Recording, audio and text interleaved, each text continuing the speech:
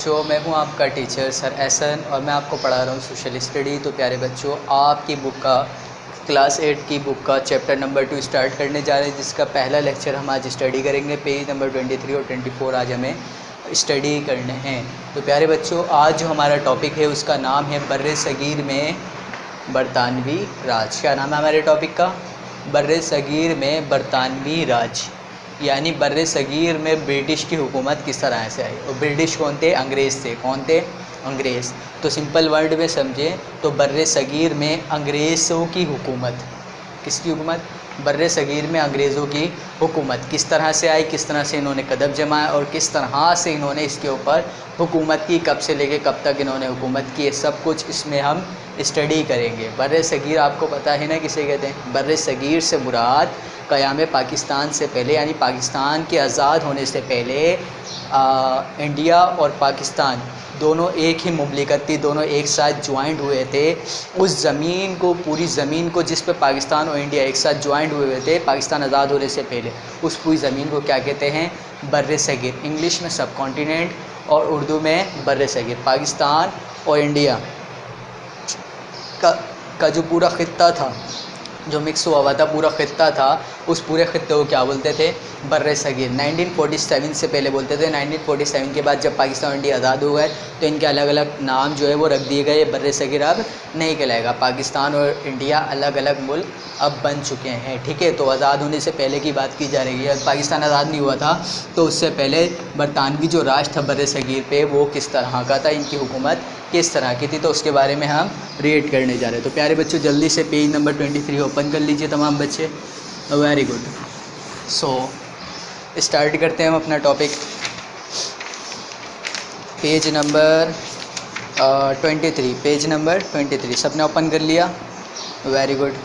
सो प्यारे बच्चों, जब हिंदुस्तान की अगर बात करें तो हिंदुस्तान का जो इलाका है वो कुदरती वसाइल के लिहाज से बहुत ही ज़्यादा ज़रख़ेज़ है। पाकिस्तान में ही बताया आपको, बहुत सारे कुदरती वसाइल जो है बहुत ही ज़्यादा तादाद में पाए जाते हैं। हिंदुस्तान में, इंडिया के अंदर भी बहुत सारे वसाइल पाए जाते हैं। तो कह रहे हैं हिंदुस्तान का जो इलाका है वो खेती बाड़ी के लिहाज से भी बहुत ज़्यादा खुशहाल है और इसके लिहाज से, कुदरती वसाइल के लिहाज से भी बहुत ज़्यादा माला माल है। यानी इस खत्ते में बहुत ही ज़्यादा चीज़ें पाई जाती हैं। यही वजह है कि तमाम के तमाम चीज़ें और तमाम के तमाम मुल्कों को ये खत्ता अपनी तरफ क्या करता है? अट्रैक्ट करता है। प्यारे बच्चों, एक शख्स थे जिनका नाम था सिकंदर लोदी। क्या नाम था? सिकंदर लोदी।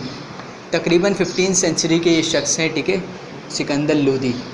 तो इनके ज़माने की बात कर रहे हैं, सही है। इनके ज़माने में एक शख्स थे वास्को डे गामा, जिन आपने नाम सुना होगा उनका, सिकंदर लोदी का ज़माना। इसमें कौन थे? शख्स थे जिनका नाम था वास्को डे गामा। आप सब ने जो इनका नाम सुना होगा वास्को डे गामा का, ये पोर्ट सेलर थे, यानी कि नए नए समंदरी रास्ते दरियाफ़्त करते थे, सही है। सी रोड्स दरियाफ़्त करते थे। इनको जो है वो नए नए समंदरी रास्ते दरियाफ़्त करना अच्छा लगता था। इनका पेशा क्या था? नए नए समंदरी रास्ते दरियाफ़्त करना। इन्होंने बहुत सारे समंदरी रास्ते दरियाफ़्त भी किए थे। यूरोप से इंडिया तक का भी, यूरोप से एशिया के दरमियान का भी जो इन्होंने रास्ते दरियाफ़्त किया था। किसने? वास्को डे गामा ने। सो वास्को डे गामा कौन थे? वास्को डे गामा एक यूरोपी सिया थे। कौन थे? यूरोपी सिया। और इसके अलावा अगर बात करें तो वास्को डे गामा की, तो वास्को डे गामा इनके ज़माने में, सिकंदर लोदी के ज़माने में हिंदुस्तान आए। कहाँ आए? हिंदुस्तान आए। सो जब हिंदुस्तान आए सिकंदर लोदी के ज़माने में वास्को डे गामा, तो ये एक जगह पर ठहरे। उस जगह का नाम था कालीकट की बंदरगाह। कालीकट की बंदरगाह पर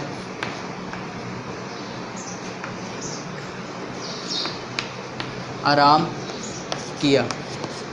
प्यारे बच्चों, जब इन्होंने आराम किया कालीगढ़ की बंदरगाह पे, तो इसके बाद ये साहिली इलाकों की जो है वो नुमाइश करने के लिए निकल गए कि यहाँ के साहिली इलाके किस तरह के मौजूद हैं।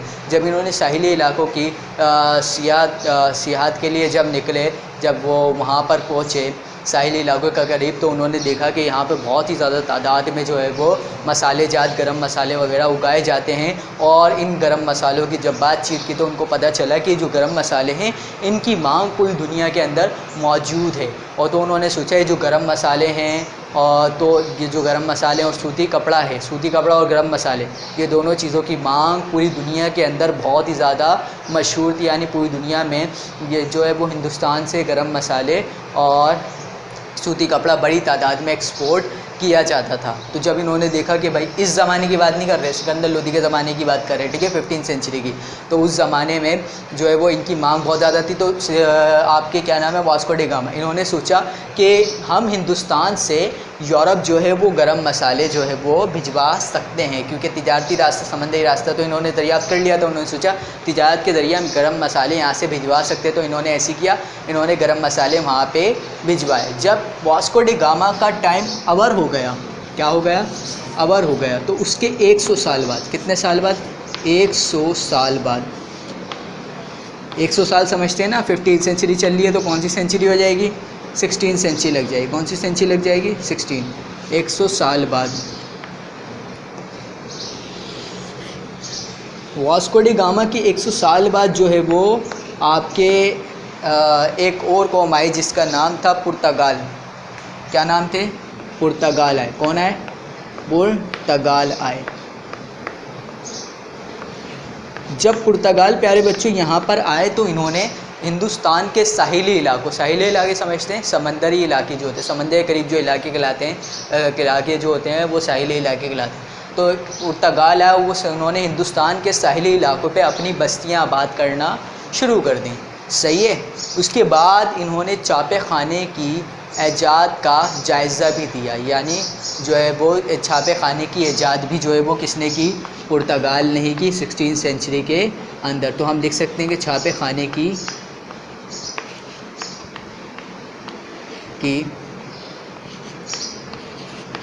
ऐजाद की,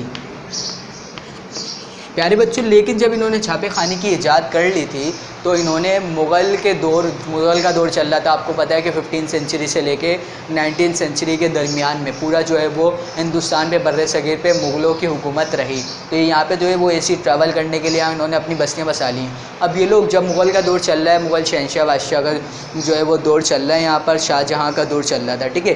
तो इन्होंने क्या किया प्यारे बच्चों, जो लोधी थे, इन्होंने सियासी कार्रवाइयाँ जो है वो इनके ख़िलाफ़ रचना शुरू कर दी, उनके ख़िलाफ़ करना शुरू कर दी। जैसे मुग़ल बादशाह को इसके बारे में पता चला तो उन्होंने पूरी जो है वो एक कार्रवाई की, उन्होंने पूरी एक मीटिंग बिठाने के बाद उनके ख़िलाफ़ जो है कार्रवाई की, और कार्रवाई करने के बाद पुर्तगाल को यहाँ से क्या कर दिया, बिल्कुल ख़त्म कर दिया। क्योंकि पुर्तगाल यहाँ पे जो है वो बहुत ज़्यादा चालें बना रहे थे कि इनकी हुकूमत को किस तरह से गायब किया जाए और अपनी हुकूमत लाई जाए। जब उनको शहंशाह को क्या नाम है उनका, मुग़ल शहंशाह, आपके हिंदुस्तान के जो मुग़ल शहंशाह थे, जब उनको ये बात पता चली तो उन्होंने जो है वो इनको जो है वो यहाँ से निकाल दिया और इनको जो है बिल्कुल यहाँ से हिंदुस्तान से ख़त्म कर दिया।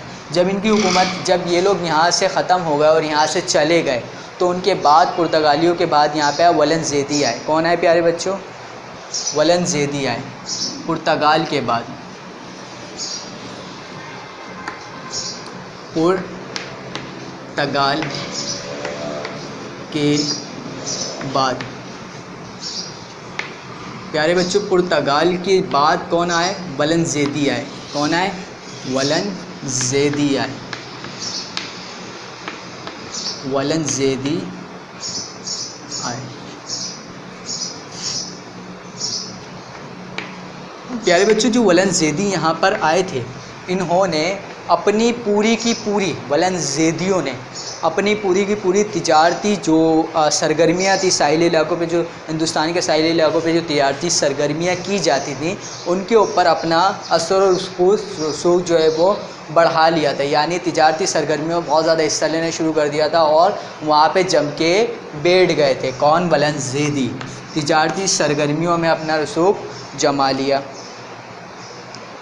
तिजारती असर रसूख बढ़ा लिया, तिजारती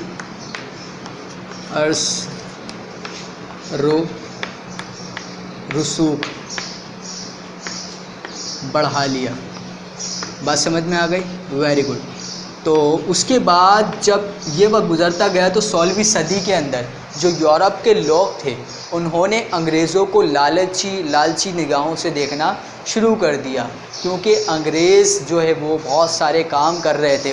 अंग्रेज़ों ने एक जो है वो कंपनी कायम की थी जिसका नाम था, लालची नज़र से इसलिए देख रहे थे क्योंकि इन्होंने 16वीं सेंचुरी के अंदर एक कंपनी कायम की थी जिसका नाम क्या था, ईस्ट इंडिया कंपनी। क्या नाम था, ईस्ट इंडिया कंपनी। प्यारे बच्चों, ये कंपनी आपकी कायम की गई थी इंग्लिस्तान में। कहाँ पर कायम की गई थी, कायम। अगर कायम की बात करें कि कहाँ पे कायम हुई और कब कायम हुई, तो प्यारे बच्चों दरअसल ये जो आपकी ईस्ट इंडिया कंपनी है ये 31 दिसंबर इंग्लिस्तान में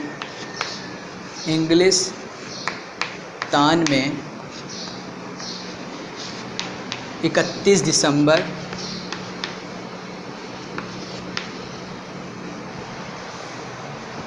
1606 में कायम हुई। ठीक है, आपकी जो ईस्ट इंडिया कंपनी है ये 31 दिसंबर 1606 में इंग्लिस्तान में कायम हुई। एक दिन के बाद क्या लग गया होगा, 1607 लग गया होगा। तमाम बच्चों को बात क्लियर हो गई। प्यारे बच्चों, ये जो ईस्ट इंडिया कंपनी कायम की गई थी, प्यारे बच्चों इसका मकसद क्या था, इस कंपनी को कायम करने का एक मकसद था। वो मकसद क्या था वो देख लीजिए।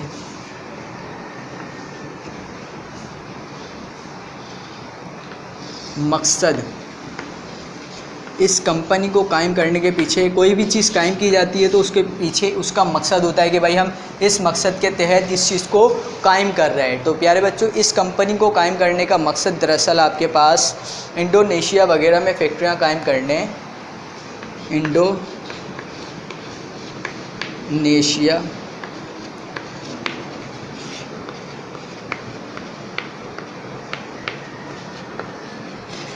फैक्ट्रियां कायम करने, इसका मकसद बता रहे हैं। ठीक है, फैक्ट्रियां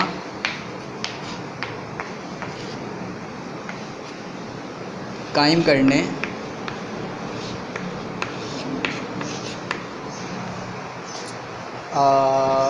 और गरम मसालों की तिजारत था, और गरम मसालों की तिजारत था।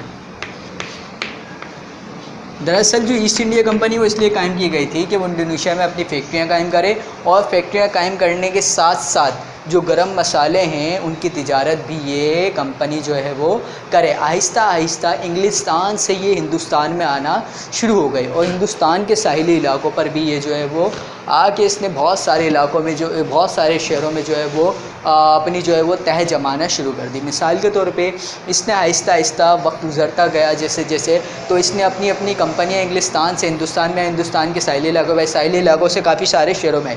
कौन कौन से शहरों में आई, बम्बई जिसको मुंबई के नाम से जानते हैं, मदारिस कोलकाता जिसको कोलकाता के नाम से जानते हैं, इन जगहों पे बड़ी तादाद में ये कंपनी, बहुत ज़्यादा तादाद में इसकी फैक्ट्रियाँ मौजूद हो गई। कब, 21 दिसंबर 1606 में कायम हुई। उसके काफ़ी टाइम के बाद जब हिंदुस्तान में आई तो इसके बड़े शहरों में मुंबई, मदारिस और कोलकाता में इसने तिजारती तसल्लुत जो है वो बढ़ा लिया था। यानी तिजारत काफ़ी तादाद में यहाँ से जो मसाले जात हैं इनकी की जाती थी, क्योंकि हिंदुस्तान के जो गरम मसाले हैं इनकी पूरी दुनिया में क्या थी प्यारे बच्चों, मांग थी। सूती कपड़े की और गरम मसाले की, दोनों चीज़ों की पूरी दुनिया में क्या थी प्यारे बच्चों, मांग थी। वक्त गुज़रता गया, वक्त गुज़रने के साथ साथ आपको तो पता है बर्रे सगीर पे किसकी हुकूमत चल रही है, मुग़ल बादशाहों की हुकूमत चल रही है ना। तो मुग़ल बादशाहों की जब हुकूमत चल रही है तो मुग़ल बादशाह बहुत ही ज़्यादा सखावत वाले थे, रवादारी वाले थे, बहुत ही ज़्यादा मसावत पसंद है, यानी बराबरी जो है उनको बहुत ज़्यादा अच्छी लगती थी। यानी जिस शख्स को जो काम आता है उसको ही वो ओहदा दिया करते थे। तो प्यारे बच्चों, अंग्रेज़ों बहुत ज़्यादा जो अंग्रेज़ थे उनको काफ़ी सारे हुनर आते थे, तो अंग्रेज़ को जो है मुग़ल बादशाहों ने काफ़ी सारे ओहदे देना शुरू कर दिए थे। जब उन्होंने ओहदे देना शुरू किए तो आपके एक बादशाह हैं और जहांगीर, क्या नाम है जिनका, जहांगीर, उन्होंने अपने ज़माने में जो है वो उनको एक अहम मनसब के ऊपर, मनसबदार के मनसब के ऊपर जो है वो एक अंग्रेज़ को जो है वो राइज कर दिया था, यानी उसको जो है वो ओहदा दे दिया था। और ये बहुत ही बड़ा ओहदा था उस ज़माने में, सही है, बादशाहों के ज़माने में जो मनसबदार का ओहदा था बहुत ही ज़्यादा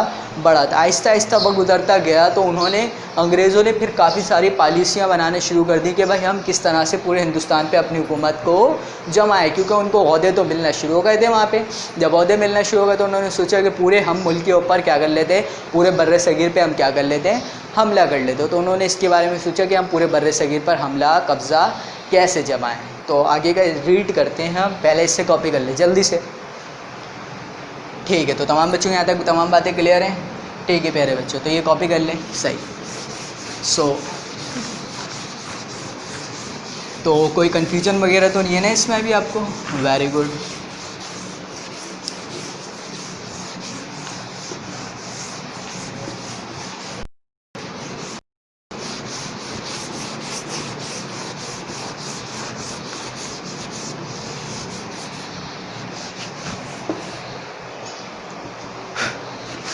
ठीक है प्यारे बच्चों, यहाँ तक तमाम बातें क्लियर हैं आप लोगों को, वेरी गुड। तो इसके बाद हम जो है वो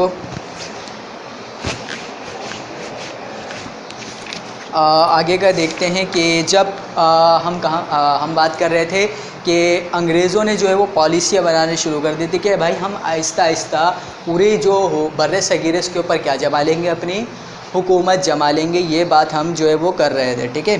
तो देख लेते हैं हम ज़रा। तो प्यारे बच्चों जब उनको ओहदे मिलना शुरू हो गए तो प्यारे जो है वो हिंदुस्तान पे कब्ज़ों के जो हिंदुस्तान है इसके ऊपर कब्ज़े के जो है वो ख्वाब देखना शुरू कर दिए थे। किसने? हिंदुस्तान, अंग्रेज़ों ने क्या किया था? अंग्रेज़ यानी ब्रिटिश क्या किया था? हिंदुस्तान पर कब्ज़े के ख्वाब देखना शुरू कर दिए। हिंदुस्तान पर कब्ज़े के ख्वाब देखना शुरू कर दिए। तो प्यारे बच्चे इन्होंने हिंदुस्तान पर कब्ज़े क्या करना शुरू कर दिए थे? ख्वाब देखना शुरू कर दिए थे किस तरह से जो है वो हम हिंदुस्तान पर कब्ज़ा कर सके। इसके साथ साथ प्यारे बच्चों आपको पता है ईस्ट इंडिया कंपनी कायम की गई थी, उसके ज़रिए वो तिजारत करते थे मसाले जात की। तो उन्होंने तिजारत की आड़ में असले ज़ख़ीरा करना शुरू कर दिए थे। क्या करना शुरू कर दिया था? इसके अलावा तिजारत की आड़ में, क्योंकि ये क्या चाहते थे कि हिंदुस्तान इनका पूरा हो जाए, इसके ऊपर इनका कब्ज़ा हो जाए। तिजारत की आड़ में असला ज़ख़ीरा करना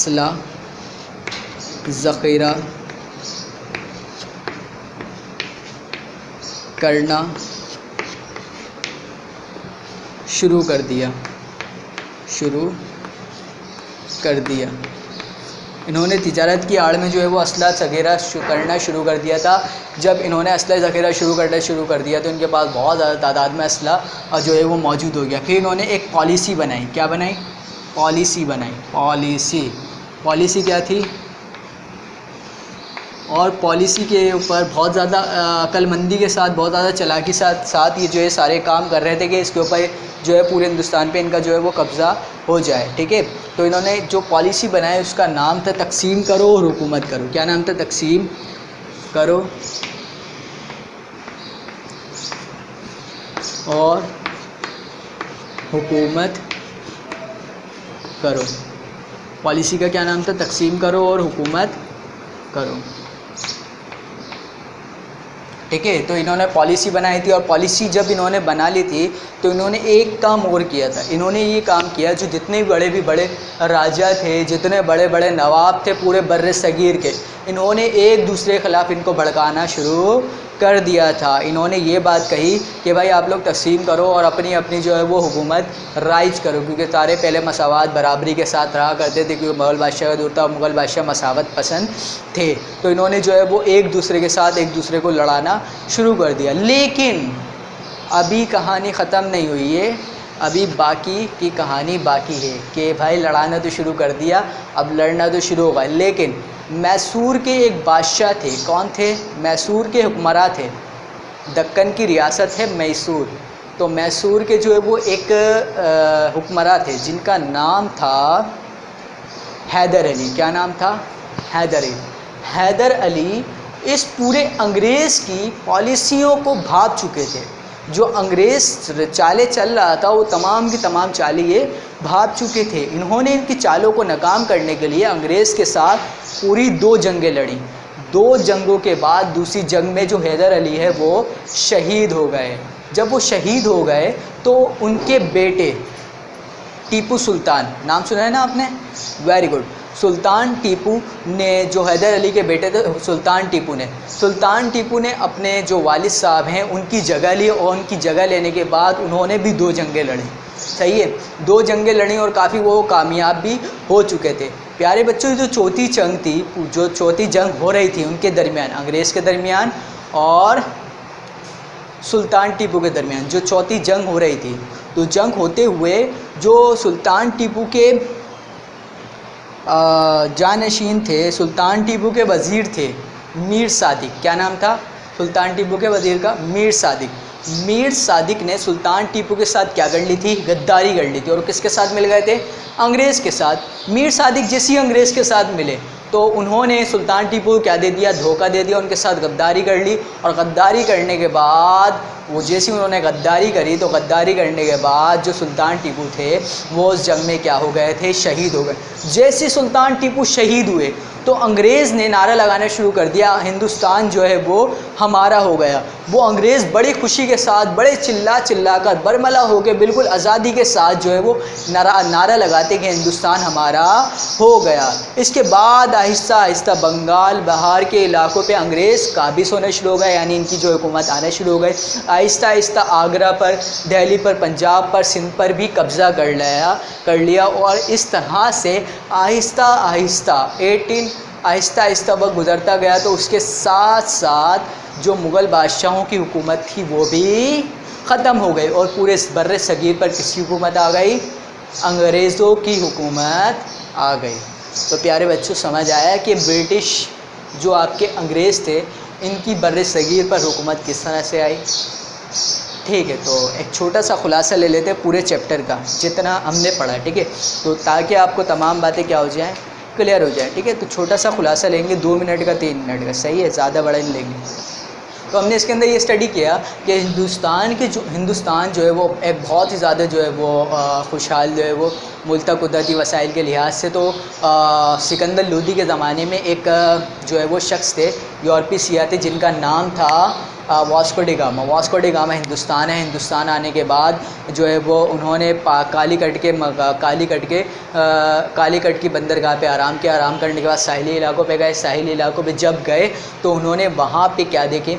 बहुत ही ज़्यादा जो है वो गरम मसाले की जो फसलें देखी। गरम मसाले की फसलें देखी तो उनको पता चला, बातचीत करी तो उसको पता चला कि गरम मसाले की और सूती कपड़े की जो है वो पूरी दुनिया में मांग है। तो उन्होंने सोचा कि यहाँ से गरम मसाले और सूती कपड़ा तिजारत करके यूरोप भेजा जा सकता है। जो इनके बाद हैं आपके वास्को डी गामा है। वास्को डी गामा के बाद पुर्तगाल है। पुर्तगाल ने जो है वो छापे खाने की ईजाद भी की। छापे खाने की ईजाद के साथ इन्होंने सियासी कार्रवाइयाँ शुरू करना शुरू कर दी थी। तो इसकी वजह से जो मुग़ल शहंशाह के बादशाह थे, तो इन्होंने मुग़ल शहंशाह के बादशाह जो थे उन्होंने शाहजहान, तो इन्होंने पुर्तगालियों की तिजारती सरगर्मियों की जो आड़ में जो सरकशी कर रहे थे इसको ख़त्म कर दिया और वो पुर्तगाल के ख़िलाफ़ बर वक्त कार्रवाई, उसी वक्त कार्रवाई की। और कार्रवाई करने के बाद जो पुर्तगाल थे उनको हिंदुस्तान छोड़ना पड़ गया था। पुर्तगाल के बाद आपके आए थे वलंदेज़ियों ने जो है वो तिजारती जगहों पे अपना कब्ज़ा जमा लिया था और बहुत ज़्यादा तादाद में तिजारत किया करते थे।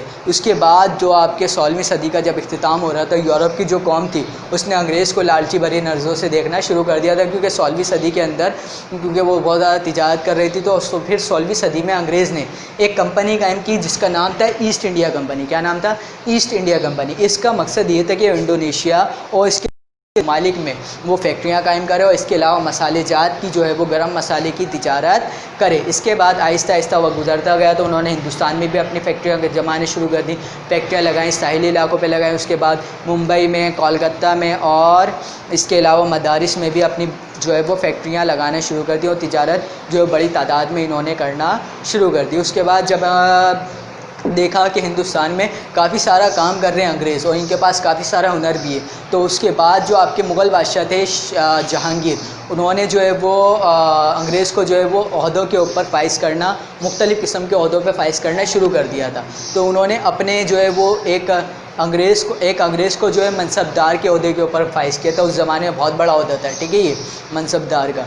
तो फाइज़ करना शुरू कर दिया था। तो जब वो अंग्रेज़ बहुत सारे ओहदों पे फाइज़ होना शुरू हो गए थे, तो अंग्रेज़ों ने उसके बाद हिंदुस्तान पर कब्ज़ा करने का ख्वाब देखना शुरू कर दिया। जब ख्वाब देखना शुरू किया तो उन्होंने जो तिजारत किया करते थे मसाले वगैरह की, उसकी आड़ में उन्होंने असला वगैरह ज़ख़ीरा करना शुरू कर दिया और फिर एक पॉलिसी बना ली कि तकसीम करो और हुकूमत करो। उसके बाद उन्होंने बरतानवी यानी बर्रे सगीर में जितने भी आपके जो बर्रे सगीर में जितने भी राजा थे, जितने भी नवाब थे, उन तमाम के तमाम लोगों को आपस में एक दूसरे के ख़िलाफ़ भड़काने शुरू कर दिया और एक दूसरे के ख़िलाफ़ लड़ाना शुरू कर दिया। और लड़ते गए, भड़कते गए, तो फिर एक आपके एक दक्कन, सही है, उसके एक हुक्मरान थे, मैसूर के जो हुक्मरान थे हैदर अली। तो हैदर अली जो है वो अंग्रेज़ों की इस चाल को भाप चुके थे। जैसे भाप चुके थे तो उन्होंने अंग्रेज़ों से 2 जंगें भी लड़ी और दूसरी जंग में हैदर अली शहीद हो गए, सही है। उसके बाद उनके बेटे टीपू सुल्तान है, टीपू सुल्तान ने भी जो है उनके साथ जंगें वगैरह लड़ी और जंगें लड़ने के बाद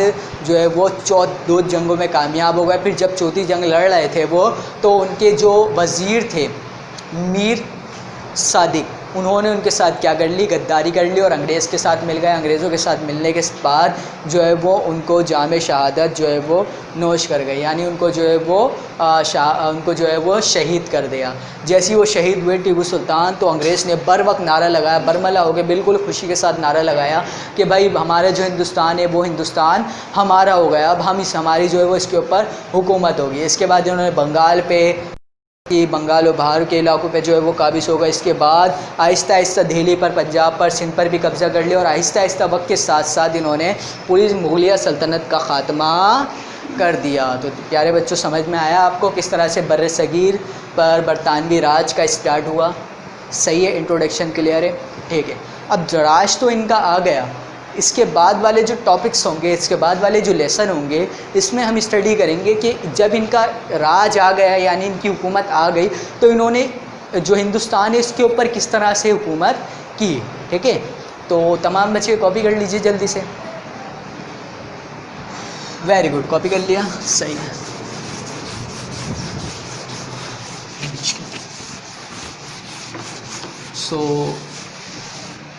आप लोग काम क्या करेंगे? आप लोग काम करेंगे क्लास वर्क में आप हेडिंग डालिए खाली जगह, आज की डेट डालिए पेज टॉप के ऊपर, ठीक है। खाली जगह 4 करें की हेडिंग डालें। उसके बाद आप लोग जल्दी से 3 ब्लैंक्स निकाल लें। जहाँ तक हमने स्टडी किया है 23 और 24 पेज नंबर, इसमें से 3 ब्लैंक्स निकालिए वीडियो पॉज करके, जल्दी से निकालें।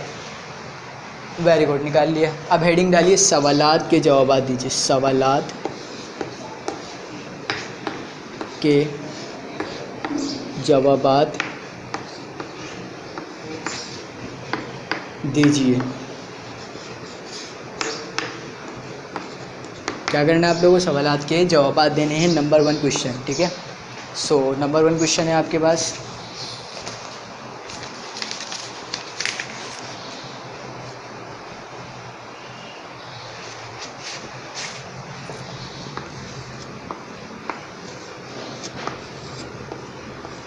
बर्रे सगीर में यूरोपी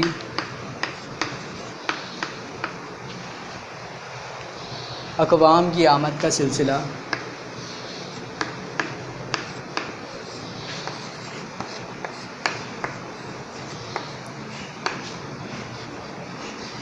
किस तरह शुरू हुआ?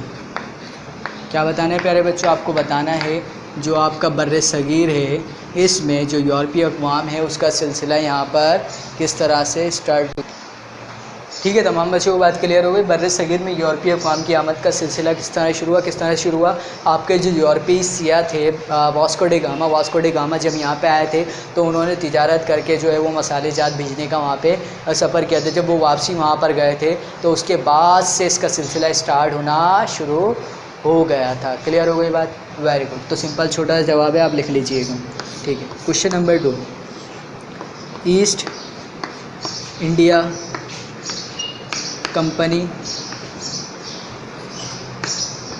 कब कायम हुई?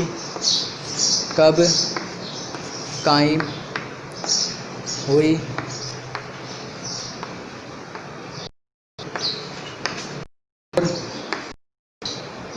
ईस्ट इंडिया कंपनी कब कायम हुई और इसका मकसद क्या था? इसका मकसद क्या था? प्यारे बच्चों, कब कायम हुई थी? कब हुई थी? 31 दिसंबर 1606 में कायम हुई थी। और इसका मकसद क्या था? इंडोनेशिया में फैक्ट्रियाँ कायम करना और मसाले जात गर्म मसालों की तिजारत करना। ठीक है, तो इसके बाद क्वेश्चन नंबर 3 है आपका। क्वेश्चन नंबर 3, अंग्रेज़ों ने बर्रे सगीर में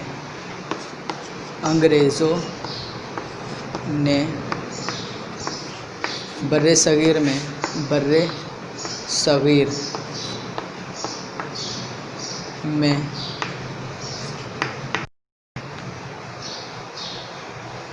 अपना किस तरह बढ़ाया? अपना असरो रसूख किस तरह बढ़ाया? क्या बताना है आपको? आपको बताना है कि सगीर में अपना या इस तरह वैल्यू बढ़ाई।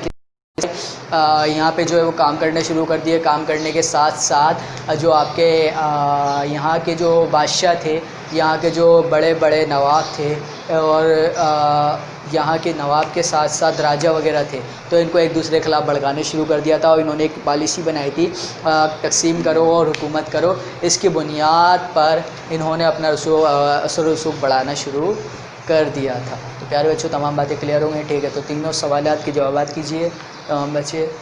इसके बाद हम इस करेंगे कि इन्होंने किनकी हुकूमत जब हो गई तो इन्होंने क्या क्या काम यहाँ पर किए। तो तमाम बच्चे अपना ख्याल रखिए। अल्लाह हाफ़िज़।